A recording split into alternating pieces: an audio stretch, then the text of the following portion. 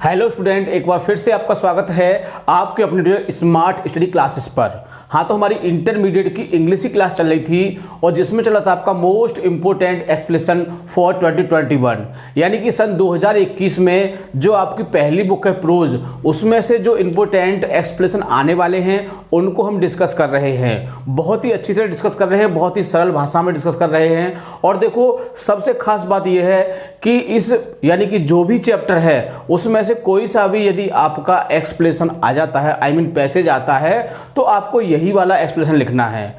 तो ये देखो बहुत ही अच्छा बेनिफिट है आपके लिए। यही तो आपको देखा जाए तो एक चैप्टर में कम से कम 5 या 6 पैसेज दिए होते हैं जो कि एग्जाम में आ सकते हैं। तो देखो, हमने वही जो आपके इंपॉर्टेंट जो पैसेज थे उनको चुना है और उसी के बेस पर हमने बहुत ही अच्छा एक्सप्लेशन लिखा है, जिसको याद करने पर यदि आप एग्जाम में लिखते हो तो आपको बहुत ही अच्छे मार्क्स मिलेंगे। वैसे खास तौर से जो मुख्य रीजन होता है, मुख्य जो बिंदु होता है वो आपका रेफरेंस होता है। क्या होता है? रेफरेंस। उसके बाद जो दूसरा होता है वो होता है आपका कॉन्टेक्स्ट। तीसरा जो एक्सप्लेनेशन होता है उसको बहुत ही ज़्यादा गहराई से नहीं देखा जाता है, क्योंकि सबसे पहला मुख्य क्या होता है? आपका रेफरेंस होता है, जिसको आपको बहुत ही अच्छी तरह से लिखना है। यदि आपका रेफरेंस गलत हो गया तो मान लीजिए आपका कॉन्टेक्स्ट बिल्कुल सही है, एक्सप्लेनेशन बिल्कुल सही है, फिर भी उसको एग्जामिनर रॉन्ग मान सकता है, क्योंकि वो थिंक करेगा कि इस बच्चे को ये जानकारी नहीं है, ये चैप्टर कौन सा है, इसका राइटर कौन सा है, तो ये एक्सप्लेनेशन क्या करेगा। इस तरह से आपको जो सबसे पहला टॉपिक है रेफरेंस, उस पर आपको बहुत ही अच्छी तरह से फोकस करना है। पैसेज को बहुत ही अच्छी तरह से पहचानना है, क्योंकि जब तक आप पैसेज को पहचान नहीं पाओगे आप इस टॉपिक को नहीं लिख सकते हो। ठीक है, इसलिए इसको बहुत ही अच्छे से समझना है, समझ के इसको याद करना है, ताकि एग्जाम में आप लिख सकें और एक अच्छा स्कोर कर सकें। ठीक है, तो ज़्यादा समय ना वेस्ट करते हुए चलते हैं अपने टॉपिक की ओर।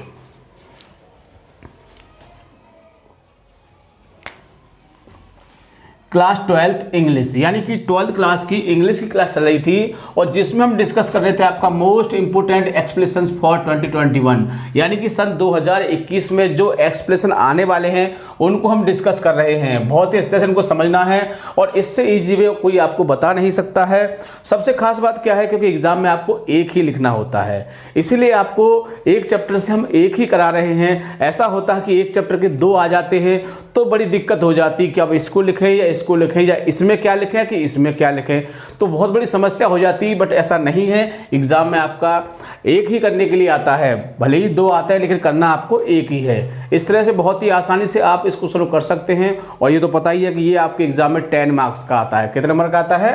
10 नंबर का आता है, इसीलिए इसको बहुत ही अच्छी तरह से आपको समझना है। और देखो, यदि आपने बिल्कुल सही लिखा है, मान लीजिए आपका रेफरेंस बिल्कुल सही है, तो मैं गारंटी देता हूं 9 और 10 नंबर भी इसमें मिल जाते हैं आपके। ठीक है, इसलिए इसको बहुत ही सही समझना है ताकि आप इसे एग्जाम में लिख सकें। और दूसरी बात यह है इसमें कि जो भी आपका इसमें इस चैप्टर में आपका जो भी पैसेज होगा उसके लिए आपका यही आपको याद करना है, इसको बहुत ही अच्छे तरह से आपको समझना है। तो आज हम डिस्कस कर रहे हैं, इसमें तीसरा चैप्टर है आपका। 2 चैप्टर हम कंप्लीट करा चुके हैं, तीसरा चैप्टर है और इसके बाद फिर चौथा और 5वां, इस तरह से आपके सभी चैप्टर हो जाएंगे। और देखो, हम पहले बता चुके हैं कि बहुत ही कम से कम आपको कराते हैं ताकि आप इसे समझ सकें, और बहुत ही सरल लैंग्वेज में कराते हैं, बहुत ही आसानी से इसको समझ सकें और लिख सकें।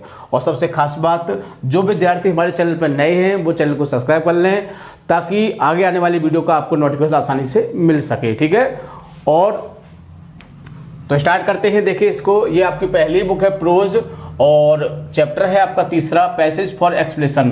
तो देखो, जो इंपोर्टेंट हमारे हिसाब से पैसेज थे हमने यहाँ पर इंक्लूड कर दिया है, लेकिन आपको सबसे खास बात क्या है? सबसे खास बात, आपको पैसेज को अच्छी तरह से पहचानना है, क्योंकि जब तक आप पहचान नहीं पाओगे आप इस क्वेश्चन को नहीं कर सकते। तो स्टार्ट करते हैं। तो देखो, इस चैप्टर को पहचानना बड़ा ही आसान है, क्योंकि इसके जितने भी वो हैं आपके पैसेज हैं उसमें कहीं ना कहीं हमको वो शब्द मिल जाते हैं जिस बेस पर हम इसको पहचान सकते हैं। तो देखिए, इसमें आपका सबसे मुख्य नाम आपका फातिक है और दूसरा नाम है इसमें माखन है, तीसरा बिशंबर है। तो ये 2-3 नाम इसमें बहुत ही अच्छे से दिए हुए हैं जिनको हम आसानी से पहचान सकते हैं और हम चैप्टर को पहचान सकते हैं और उसके राइटर को भी पहचान सकते हैं।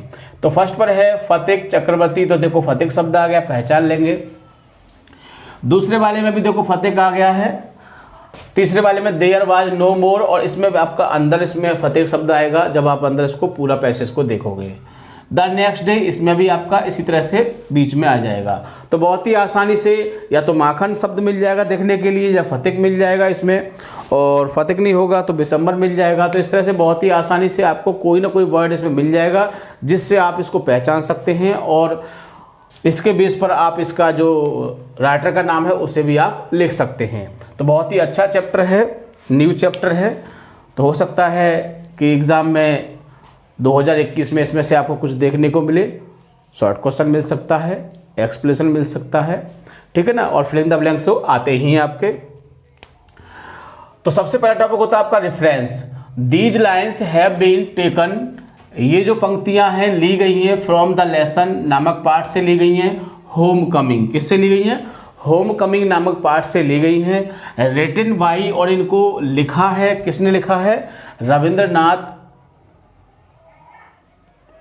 टैगोर। किसने लिखा है?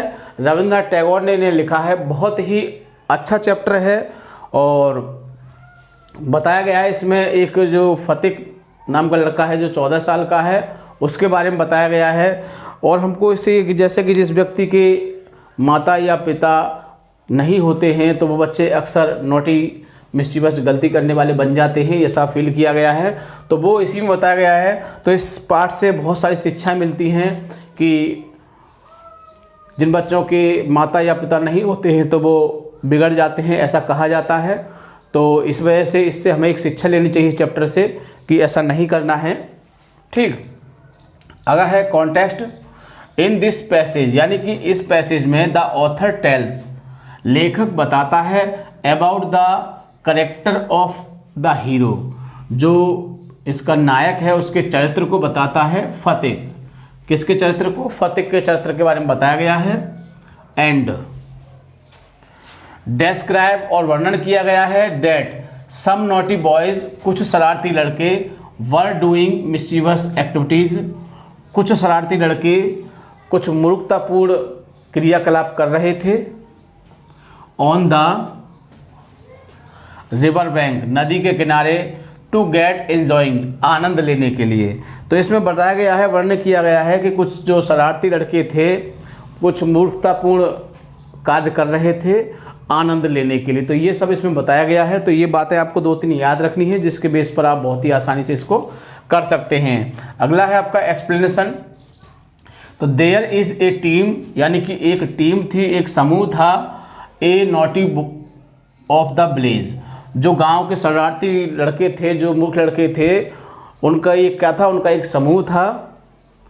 फतेह was the leader of the team, तो फतेह जो था वो टीम का एक सरगना था, जिसको नेता बोलते हैं, लीडर था वो। He was 14 years old boy, वह एक 14 साल का लड़का था।